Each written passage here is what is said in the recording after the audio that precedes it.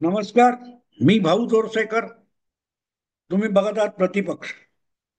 मित्रांनो, जे काय मराठा आरक्षणाचं जे थोडंफार कवित्व उरलेलं आहे, त्याचे बरेच वेगवेगळे पदर शोधले जात आहेत, विश्लेषण होत आहेत. त्यामध्ये एक विषयाचं मी शीर्षक बघितलं, मी तो विषय ऐकला नाही, तो व्हिडिओ ऐकला नाही.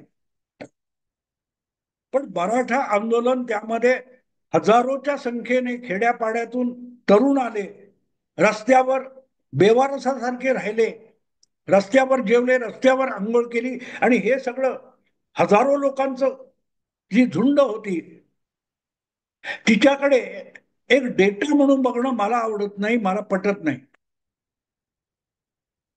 हे कोणाच्या तरी इशाऱ्यावर आले, कोणाच्या तरी आवाहनामुळे आले, आणि कोणीतरी पांगवलं म्हणून पांगले, अशा रीतीने या मराठा आरक्षण किंवा जरांगे उपोषण याकडे बघणं मला गैर लागू वाटतं. आणि म्हणून ते त्या व्हिडिओचं शीर्षक होतं, ते मला खटकलं, आणि त्याच आधारावर बोलावं असं मला वाटलं.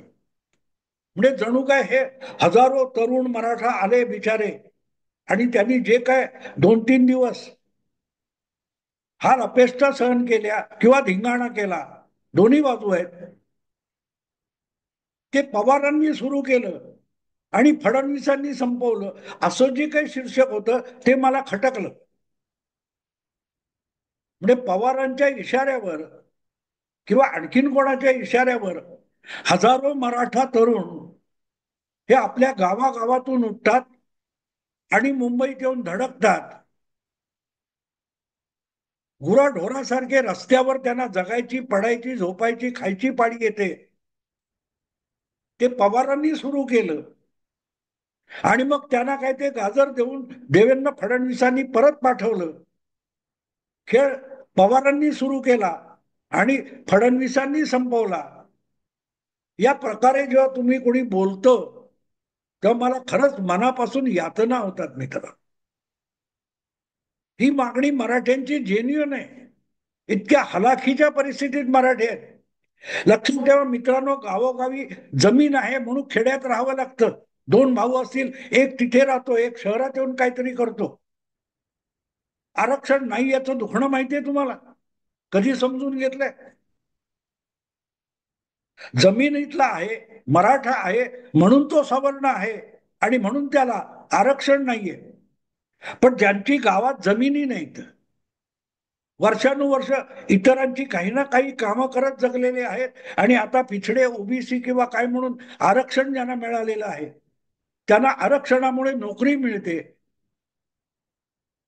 असा एक अगदी आपण दलित घेऊ, तो दलित जरी शहरामध्ये आला आणि त्याला कुठे अगदी महापालिका सफाई कामगार म्हणून नोकरी मिळाली, तरी पगार चांगला मिळतो. मग एक दिवस तो 4 पैसे साठवतो, कुठल्या तरी चाळीत, वस्तीत एक छोटीशी खोली घेतो. गावात जमीन नाही, त्याचं कुटुंब तिथे दुसऱ्याच्या दारात जात असतं. तो आपल्या बहीण, भावंड, आई वडील त्यांना मुंबईत आणतो, एकेकाला कडून कुठच्या सोसायटीत, कुठच्या दुकानात कुठेतरी कामाला लावतो. त्याला जे काय 25-40 हजार रुपये पगार मिळत असेल, इतर लोकही राबतात आणि महिन्याला 50-60 हजार रुपये कमीत कमी मिळवतात, लाखभर सुद्धा मिळवत असतील. मग आपल्या गावात ते कुठेतरी 2 गुंठे जमीन घेतात आणि त्या वाचवलेल्या पैशावर घर बांधतात. तेव्हा हा, याला जमीन नाही, काय नाही, आणि हा घर बांधतोय, बंगला बांधतोय, याची वेदना ज्याच्याकडे जमीन आहे अशा मराठ्याला होते. हे मी बघितलेलं आहे, मी ऐकलेलं आहे. तेव्हा मराठ्याची वेदना काय आहे, की जमीन आहे म्हणून तिथे पाय अडकलाय.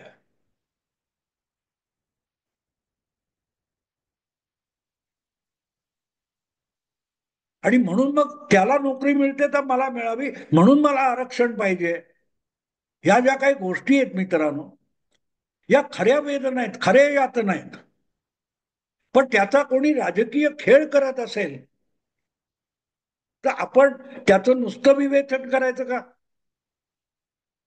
त्या त्रस्त आणि ग्रस्त अशा मराठ्याला, तरुणाला समजावणार नाही का कोणी, ही पवारांनी खेळ केला, फडणवीसांनी संपवला? ही खेळणी आहेत का?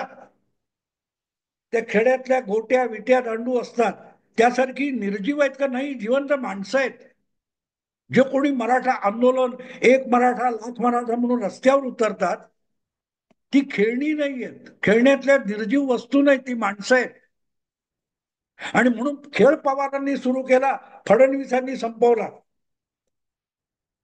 हे अत्यंत आक्षेपार्ह असं विधान मला वाटलं. हा, पवारांच्या इशाऱ्यावर जे सुखवस्तू मराठे झालेत, ते पवारांनी इशारा दिला की ही गर्दी गोळा करतात आणि पाहिजे तिथे आणतात. अण्णासाहेब पाटील, ज्यांनी माथाडी कामगारांची भरभक्कम युनियन मानली, ते यशवंतराव चव्हाणांचे समर्थक होते, पवारांचेही समर्थक होते. जेव्हा जेव्हा शरद पवार किंवा शरद पवार यांच्याविषयी राजकारणात उलथापालथ व्हायची, तेव्हा हजारोची गर्दी माथाडी कामगारांची घेऊन आणणारा माणूस होता अण्णासाहेब पाटील. मला आठवतं, टाइम्स ऑफ इंडियाचं काहीतरी इंडिपेंडंट नावाचं दैनिक होतं, आणि त्या दैनिकामध्ये यशवंतराव चव्हाण हे सीआयएचे एजंट होतं असली काहीतरी स्टोरी छापली. तेव्हा टाइम्स ऑफ इंडियावर मोर्चा, हजारोचा मोर्चा माथाडींचा घेऊन जाणारा नेता अण्णासाहेब पाटील होता.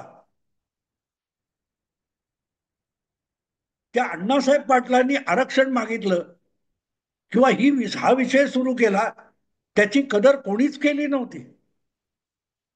पण त्याच अण्णासाहेब पाटलांमुळे शरद पवारांच्या, यशवंतरावांच्या मोठमोठे मेळावे आणि जे काय असेल ते यशस्वी करणारी गर्दी अण्णासाहेब पाटलांची होती, मराठ्यांची होती. तो मराठा महासंघ, त्याचे अध्यक्ष पण मला वाटते अण्णासाहेब पाटीलच होते. आणि पवार अशा लोकांना आपल्या राजकारणासाठी खेळवत राहिले. पण मराठ्यांना आरक्षण हे कायदेशीररित्या अशक्य आहे, हे 30-40 वर्षापूर्वी पवारांनीच म्हणून टाकलेलं आहे. कारण जर हे शहाणे झाले, त्यांना खेळवणार कसं? नुसतं खेळवणं चालू होतं. आणि त्यामागे सुद्धा एक सायकोलॉजी, एक मानसशास्त्र आहे. जो जो समाज स्वयंभू होतो, आपल्या पायावर उभा राहतो, तो तुमचा गरजू आणि गुलाम राहत नाही. त्याच्या बेसिक अन्न, वस्त्र, निवारा, पोटा पाण्याच्या गरजा संपल्या ही तो स्वयंभू विचार करायला लागतो. तुमच्या मागे फरफटत येत नाही. तेव्हा आपले आश्रित लोक निर्माण करायचे, आणि त्याच्यावर नेतेपद मिळवणारे जे असतात त्यांची ही स्टाईल असते की मग सरकारी खात्यातून टेंडर दे, कुठचं तरी त्याला कॉन्ट्रॅक्टर बनव, जेसीबी घ्यायला लाव, जेसीबी ह्या कॉन्ट्रॅक्टरकडे पाठव. अशा रीतीने जे निवडक लोक सुखवस्तू केले, त्यांनी आपापल्या गावामध्ये, वस्त्यांमध्ये, तालुक्यामध्ये मराठा समाजावर आपली जी हुकूमत निर्माण केली, त्यांनीच मराठ्यांना अधिकारी, गरीब आणि वंचित ठेवलेला आहे, ही वस्तुस्थिती.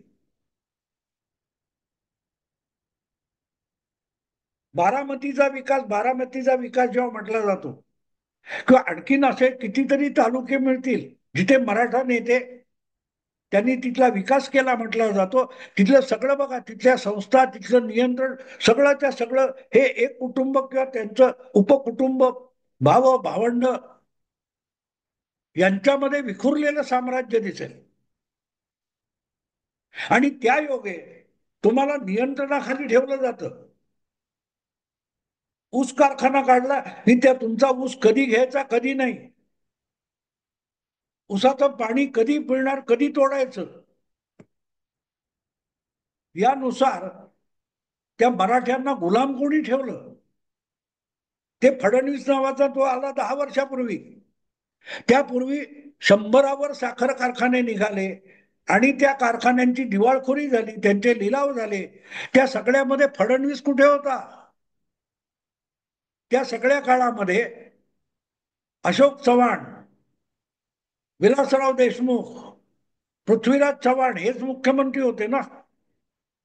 साखर कारखाने दिवाळखोरीत गेले, लिलावात गेले, बँकेचे कर्जबाजारी झाले, कारखान्यांचे लिलाव झाले. त्या काळात फडणवीस कुठे होता? त्या सगळ्या कारखान्यांचे भागधारक कोण होते? मराठे होते ना. कारखान्याचे संचालक अध्यक्ष मराठे आणि भागधारक गरीब शेतकरी हा सुद्धा मराठा. त्याला इतका दुबळा आणि वंचित ठेवणारे कोण होते?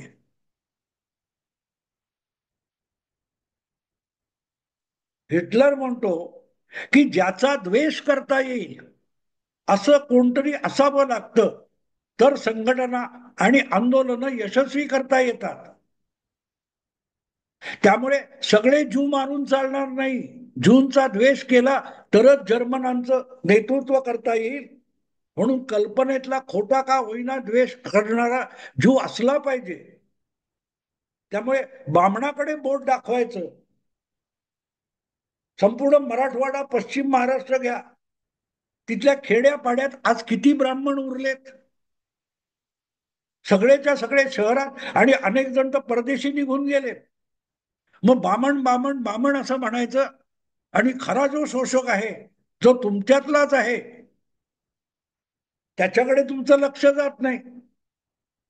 त्याच्याकडे तुमचं लक्ष जात नाही ना. मुद्दा तो असतो मित्रांनो, मुद्दा तो असतो. हे किती काळ चालणार आहे? कुठेतरी यातून बाहेर पडावं लागेल.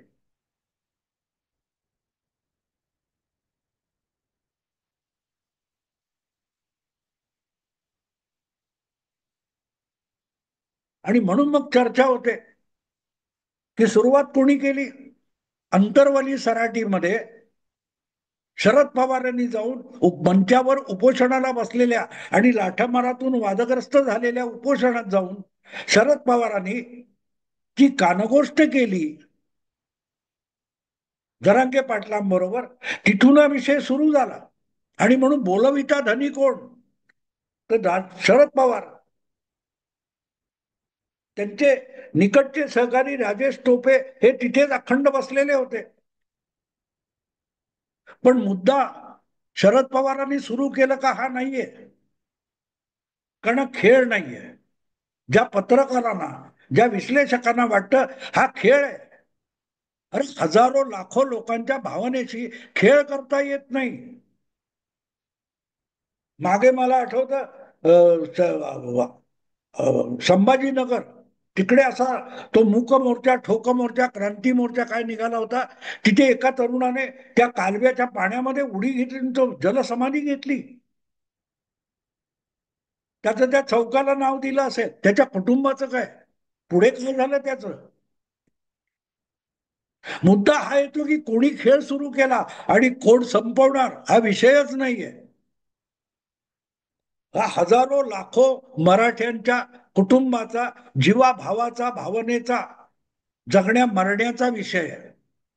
आणि त्यामुळे कोणीतरी खेळत असेल तर त्याला एक्सपोज केला पाहिजे. मग तो खेळ सुरू करणारा असो किंवा खेळ संपवणारा असो. खेळ सुरू करणारे शरद पवार असतील तर त्यांना सुद्धा आरोपीच्या पिंजऱ्यात उभं करायला पाहिजे. आणि खेळ देवाभाऊने संपवला असं म्हणणार तर देवाभाऊला सुद्धा आरोपीच्या पिंजऱ्यात उभा केला पाहिजे. हजारो लाखो लोकांच्या जीवाशी जगण्याशी खेळ करणं याला राजकारण म्हणत नाहीत. राजकारण म्हणत नाहीत. हा एक गोष्ट आहे की जो खेळ शरद पवारांनी किंवा त्यांच्या काळातल्या राज्यकर्त्यांनी केला, अगदी मराठा राज्यकर्त्यांनी केला, तो देवेंद्र फडणवीसांनी केलेला नाही. 2017 नंतर कोपर्डीच्या घटनेनंतर जे मूक मोर्चे निघाले आणि मराठ्यांनी जगात अप्रतिम असं आंदोलन करून दाखवलं. हजारो हजारो लाखोचे मोर्चे निघाले, पण कुठे मोडतोड नाही, घोषणा नाही, आसपासच्या वस्तीला त्रास होईल असं काही नाही. जगामध्ये इतकं शिस्तबद्ध आंदोलन फक्त मराठा मूक मोर्चाने दाखवलं, ज्याच्यावर काल परवा बोळा फिरवला गेला. मी चिडलोय तो त्यासाठी चिडलोय की त्या 50 पेक्षा अधिक मूक मोर्चा, ठोक मोर्चानी ज्या सद्भावना सर्व जातीय जनतेमध्ये निर्माण केल्या होत्या, त्यावर या पर्वाच्या 4 दिवसात बोळा फिरवला गेला. त्याखेरीज खेड्यापाड्यापर्यंत ओबीसी विरुद्ध मराठा, कुणबी विरुद्ध मराठा, गावागावात भेदभाव निर्माण झाला. आत्ता नाही पण एक दीड वर्षापूर्वी अनेक बातम्या येत होत्या. हे कुठचं किराणा मालाचं दुकान ओबीसीचे, त्याच्याकडे हे जात नाहीत, किंवा मराठ्यांच्या मुली आहेत त्यांच्याबरोबर ओबीसीच्या मुली खेळायला जाणार नाहीत. हे हे अचीव केलं, हे मिळवलं. काय मिळवलं आपण विचार करा. एका गावामध्ये गुण्या गोविंदाने जी काय 500, 1000, 2000, 5000 माणसं जगतात, त्यामध्ये जो बेबनाव आणि एकमेकाविषयी संशय निर्माण झाला, त्याचं वर्णन आपण पवारांनी खेळ सुरू केला आणि फडणवीसांनी संपवला असं करणं, आणि आपण परत समाज प्रबोधन करण्याचा आणणार पत्रकार म्हणून. मला भयंकर राग आला मित्रांनो, ते शीर्षक बघून राग आला. हा खेळ नसतो ज्याचा परिणाम हजारो लोकांच्या, हजारो कशाला 10 लोकांच्या जीवनावर विपरीत परिणाम होणार असेल तरीही ती गोष्ट चूक असते, तो गुन्हा असतो. सत्याग्रह ही कल्पना गांधीजींनी आणली, पण आपल्या सत्याग्रहामध्ये पोलिसांनी लाठीमार केला तरी हात उचलायचा नाही हा निर्बंध होता. लोक लाठ्या खात होते, गोळ्या खात होते, पण पोलिसांना प्रत्युत्तर दिलं नाही.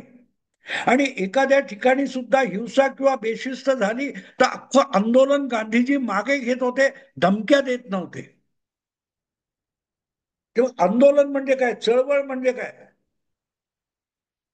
याचा गंधवार्थ ज्यांना नाही ते बातम्या बनवत आहेत, ते विश्लेषण करतायत.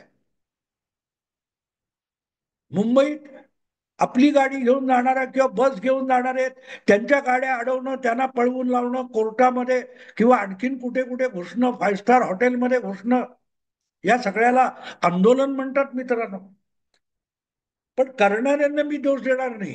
ज्या वेळेला तुम्ही कोणीही चला, 2 कोटी मराठे मुंबईत आणतो, हे नेतृत्व चुकीचं मी परत परत सांगतो, की याची जबाबदारी आम्ही घेणार नाही. अशा रीतीने नुकसान झालं तर जबाबदारी कोणाची, सरकारची. आंदोलन आम्ही करणार.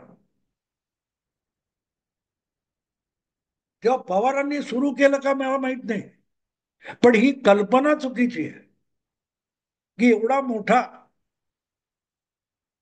महाराष्ट्रातला 30-35% समाज हा कुठल्याही अगदी मराठा किंवा कुठल्याही जातीच्या नेत्याच्या हातचं खेळणं आहे, अशा स्वरूपात बोलणं, लिहिणं, सुचवणं मला गैर लागू वाटतं.